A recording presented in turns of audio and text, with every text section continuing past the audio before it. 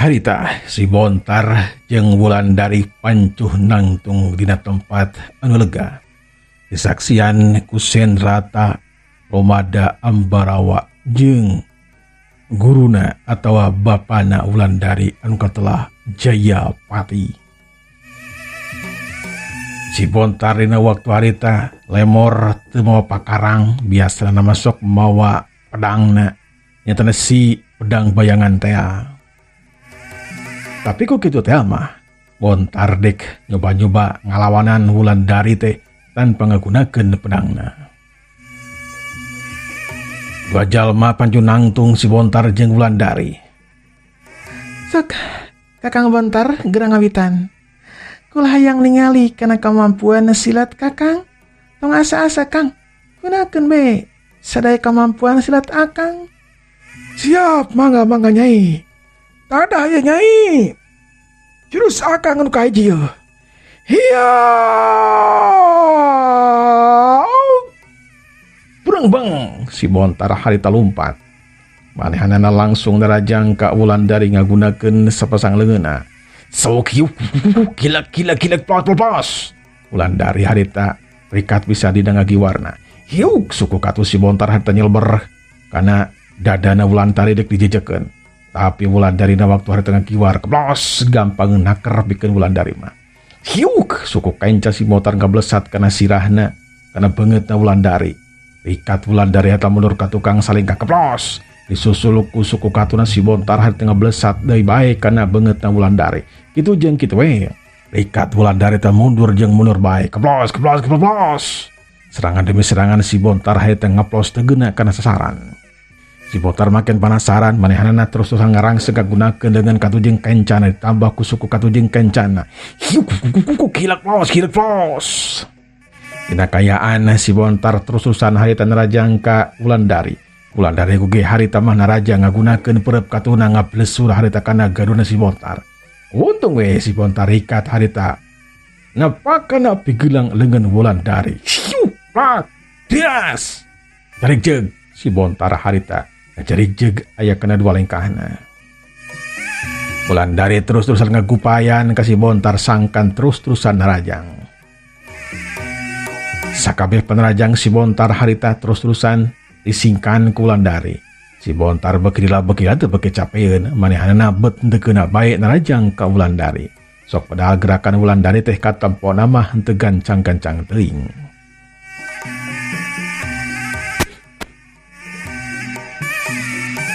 Hiu kilak plos. Kalau kali serangan si Bontar geus ngeplos di bae. Si Bontar bekila teh beki frustasi lantaran sakabeh seranganna bet nyamos wae kana tempat anu kosong. Aduh. Sok serang di Kakang namanya ngan sakitu. Gunakeun jurus anu sejen atuh Kang. Panjangan eta we jurus dengan hiji geuningan. Sok lah Nyai. Dek digunakeun jurus anu kadua ieu. Si Bontar harita rikat ngagunakeun jurus anu kadua. Kecepatan gerakanna ditingkatkeun. Daya gedorna geus sarua harita ditingkatkeun. Cirilat si Bontar harita narajang. Harita mah kecepatanna memang luar biasa. Wulandari ge ngarti buru-buru ningkatkeun kecepatan gerakanana. Tapi nya kitu deui bae. Sakabeh serangan si Bontar bet teu keuna jeung teu keuna bae. Malahan mah harita Wulandari bisa ngasup ke jejekan kana dada si Bontar. Lantaran si Bontar harita kalahkeun ka balanga. Hiu kilak plos. Hiu syebet. Tarik deug. Si Bontar harita ngadalik deug. Suku Wulandari harita katampona teh lempeng kaluhur. Sabadana nyejek dada si Bontar teh posisina Wulandari anger we kitu. Nyatana pancun nangtung sukuna harita kaluhur. Ambarawa Senrata jeung si Romada oge kaget. Suku Wulandari anteku lempeng pisan kaluhur. Lamun tia mah diparengkeun ngajegang ka handap pasti bisa bakal rapat jeung taneuh atawa jeung bumi dina pada lempengna. Leuleus dina pada leuleusna. Sapadana si Bontar kabenanganku jajakan Wulandari rikat si Bontar harita mancukeun tangtunganana. Sebenarnya manehanana asa-asa dina nyerang ka Wulandari teh lantaran anak anu jadi guruna. Tunggal asa Bontar, gunakeun mana pedang maneh, cokot heula atuh pedang. Tanpa pedang maneh mah urang alus dina narajang, cokot heula nya. Si Bontar harita ngagunakeun elmuna tanpa kudu nyokot pedang ka jero guha. Eta pedang tengah dadak harita ngalayang ti jero guha, kalayang. Siat kep, eta pedang teges aya dina cekelan katuhuna si Bontar. Sabada kitu mah harita serepet sring, eta pedang teh dipesat tina sarangkana. Sarangkana mah harita dialungkeun ka sisi cerep, eta sarangka teh pancu nangtung dina taneuh. Sedangkan eta pedangna harita duku pakapik nggunakeun jurus pedang bayangan, mangrupakeun jurus andalana si Bontar. Katampona eta pedang teh lain hiji tapi eta pedang teh jadi loba sababaraha siki. Aya meureunana kana 10na, setiap digurak-gerak teh eta pedang teh jadi 10 bayangan. Tapi pikeun Wulandari mahal eta teh lain perkara hese lantaran manehna mah geus boga antina tilu jadi bapana. Sileung kalayang, si Bontar harita luncat. Langsung harita dibaskeun eta pedang dek ngadikeun sirahna Wulandari. Tapi edas gerakan Wulandari kacida cepetna harita. Wulandari ngolepat pindah tempat, keblos serangan si Bontar harita teu keuna. Eta pedang teh harita nyamos kana tempat kosong, malahan mah tungtung eta pedang teh ampir keuna kana taneuh. Buru-buru rikat si Bontar harita ngepangkeun eta pedang ke belah kenca lantaran Wulandari aya di posisi belah kenca. Sieup eta pedang teh nyelabar kana dadana Wulandari. Wulandari rikat harita luncat ka tukang, cileung ngeplos. Dikeun anu kadua kalina si Bontar harita nyabetkeun eta pedang teh teu keuna jeung teu keuna bae.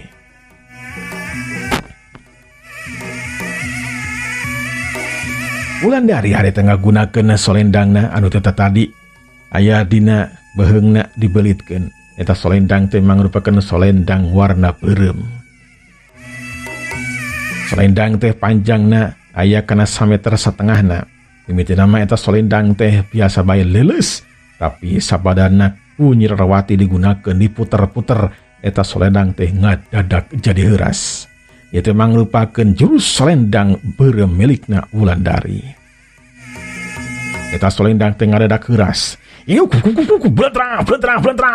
Sakabeh penalajang si Bontar ngagunakeun jurus pedang bayangan harita ngeblentrang jeung ngeblentrang di bae harita dibantrok ku jurus selendang beureum anu ngadadak jadi heuras. Jurus pedang bayangan anu bayangan teh jadi loba teu mangaruhan ka Wulandari. Eta pedang dikupakapik nyabet kana dada, kana suku, kana sirah, tapi harita blentrang. Eta pedang teh bantrok jeung pantrok di bae jeung selendang saktina milik Wulandari. Malahan mah harita Wulandari ge males narajang. Melikan kegancangna ke si Bontar harita buru-buru nakis ku pedangna. Hiup blentrang. Tapi edas sabadana harita pantrok kakuatan jeung selendang beureumna Wulandari anu ngadadak heuras teh. Harita si Bontar ngacarigep neuk ka tukang aya kana 2 lengkahna. Sabada kitu siap selendang sakti teh harita dibabetkeun kana dadana si Bontar menikeun ka ngeblesat. Si Bontar harita kaget buru-buru harita ngabendung ku pedangna. Hiu blentrang. Eta selendang teh jiga hirup ku sorangan terus-terusan narajang ka si Bontar. Dina kayaan kitu Wulandari harita ngajrelet ngolepat ka belah katuheuneun si Bontar. Si Bontar jadi kaget lantaran Wulandari tiba-tiba geus aya di belah kencaheun manehanana. Sedangkan manehanana masih kena pakepis nahan gempuran selendang beureum milikna Wulandari anu ngadadak heuras teh. Hiu blentrang. Dina kayaan kitu harita Wulandari teu asa sanyajekeun suku kencana keuna pisan harita kana beuteungna si Bontar. Hiu copet. Cerik. Si Bontar harita mundur ka tukang aya kana genep lengkahna. Siat selendang beureum teh harita narajang ka si Bontar medikeun ka cepetna keranan. Si Bontar harita ngalenyap sok bisi we eta selendang teu keuna kana dadana tang teu wae dadana bakal nyeri. Sauk blentrang dikadek harita ku eta pedang. Tapi edas Wulandari geus ngolepat manten harita ngahantam kana dada si Bontar ngagunakeun leungeun katuhuna. Saukiu copet. Si Bontar harita ngakurowokan daruan manehana harita ngalayang ngajengkang mundur ka tukang. Kalayang, kolayang, gedebut. Badan si Bontar heta bebet kana taneuh. Rikat si Bontar heta mancukeun tangtunganana. Sedangkeun Wulandari harita geus nyekelan solendang beureum anu heuras teh. Saterusna Wulandari gugupai ka si Bontar sangkan terus-terusan narajang ka manehanana. Anu sejen harita nu nyaksian kana eta kajadian, Senrata, Ambarawa jeung si Romada menikeun ka kumecrek lantaran kahebatan elmuna Wulandari memang aya di saluhureun si Bontar. Boa-boa ilmu Ambarawa, Senrata jeung si Romada ge moal mampu ngerbuhkeun Wulandari.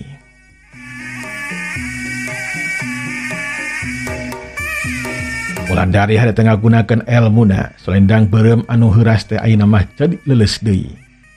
Siat eta solendang anu beureum teh anu leuleus ngablesat ujug-ujug manjangan.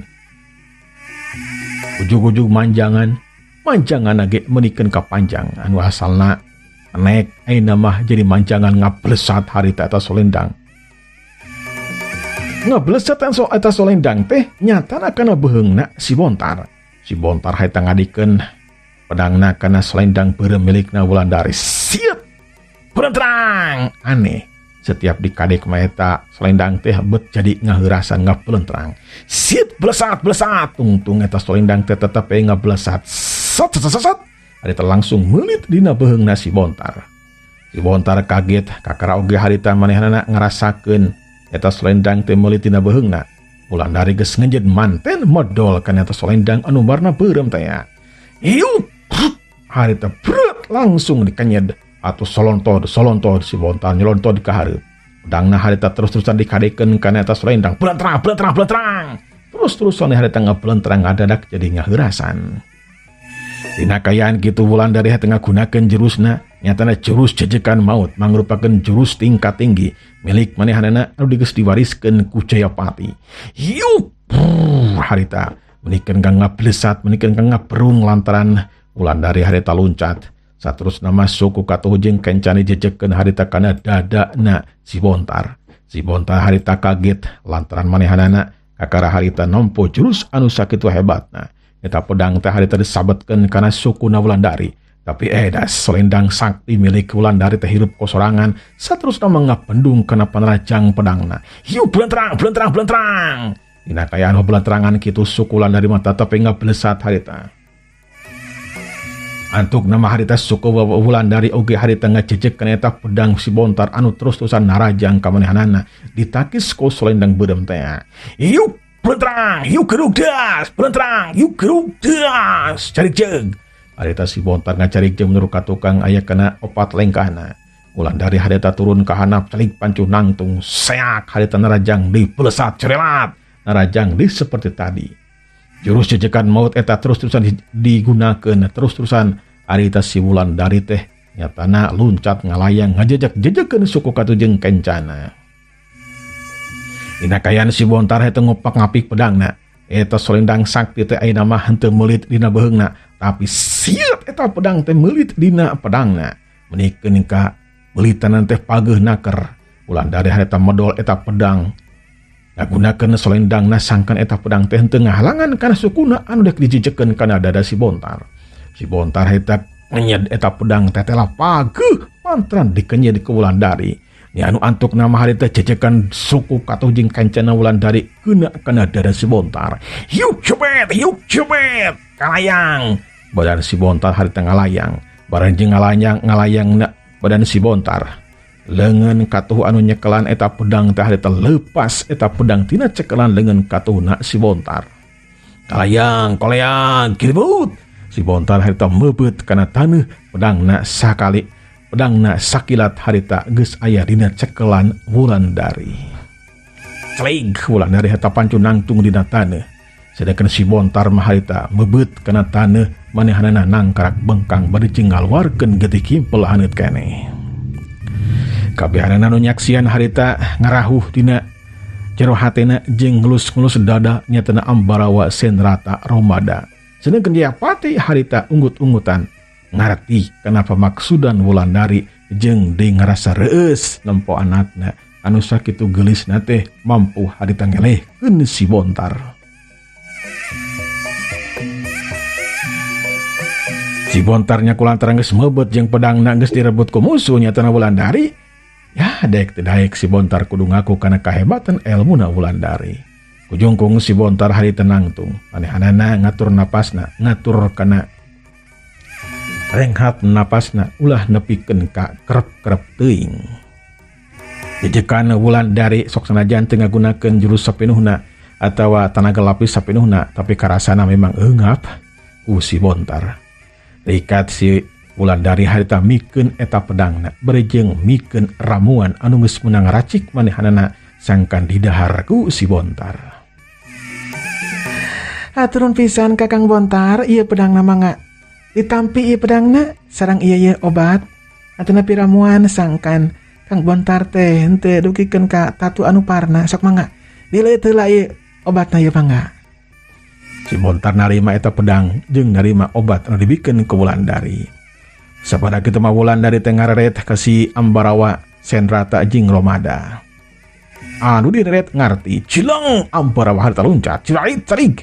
Ambarawa pancun nangtung di hadapan Wulandari. Ari si Bontar harita mundur saterusna mah manehanana ngadahar obat jeung mulihkeun tatuna. Ambarawa oge ngamaksud hayang tarung jeung Wulandari. Manehanana hayang nyoba-nyoba kumaha kemampuan sebenarnya Wulandari. Nah, manehanana bakal mampu ngarubukeun Wulandari atawa bakal sarua nasibna jeung si Bontar. Hal ieu teh kudu diuji ku kemampuan ilmu silat Ambarawa dina waktu harita. Ambarawa langsung harita nyokot pecutna anu tita tadi aya dina cangkengna eta pecutna teh. Pecut langsung harita diputer-puter dina luhureun sirahna. Si Ambarawa memang mahir pisan dina masalah pecut ya. Eta pecut termasuk ngaran eta pecut nyatana si pecut iblis teh. Pecut iblis harita langsung diputer-puter di luhureun sirahna Ambarawa. Ber kadenge hiukna menikeun ngawar-war. Wulandari mah teu sieun teu sing ku eta pecut lantaran manehna mah geus nyahoun ti guruna atawa ti bapana. Yen pecut iblis ti aya dina leungeun Ambarawa, kalemahan-kalemahanna jeung kasaktian kahebatanna geus diterangkeun ku jadi papana nyatana Jayapati. Mangga Kakang Ambarawa gerak terajang. Gerak terajang kula bisi we panasaran. Geus kabuktian kapan si Bontar mah geus eleh ta ayeuna mah. Sok mangga Ambarawaeun, maju sok tong asa-asa. Eta pecut iblis teh tongan saukur diputer-puter bae atuh cing teu rakmal kana badan kula. Sok mangga urang ngawitan atuh tarungna Ambarawa. Mangga Nyai urang kawitan. Hiap! Eta pecut langsung dihembatkeun kana badan Wulandari. Wulandari harita loncat jeleng plos. Serangan si Ambarawa harita teu keuna kana sasaran. Sauk hiuk. Eta pecut teh langsung dibabukeun deui kana badan Wulandari. Hiuk gila plos jeruger. Taneuh harita langsung paburisat lantaran kakeunaan kutung-tung eta pecut. Wulandari harita ngagunakeun selendang beureumna deui, manehanana harita nakis sakabeh serangan tina pecut Ambarawa. Eta selendang sakti teh selendang beureum teh ngadadak jadi heuras ngabendung kana panalajangna Ambarawa. Sauk bletrang. Tungtung pecut keuna kana tungtung selendang. Belentrang. Terus-terusan kitu menikeun kasing belentrang. Wulandari manehanana mahir pisan dina ngagunakeun eta selendang.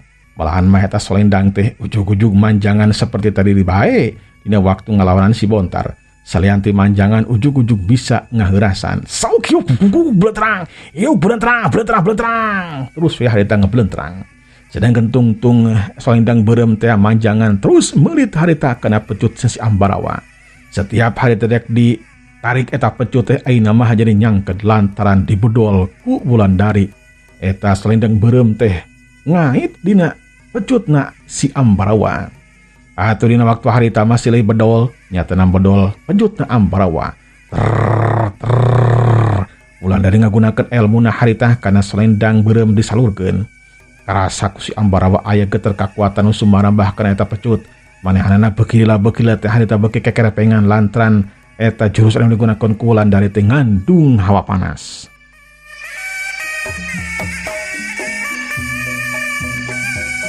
Selendang sakti milikna Wulandari dikendalikeun ku leungeun katuhuna, sedangkeun leungeun kenca Wulandari harita ngagunakeun jurus anu sejen nyatana jurus angin geni, mangrupakeun jurus anu bisa ngendalikeun angin jeung eta angin teh karasana panas.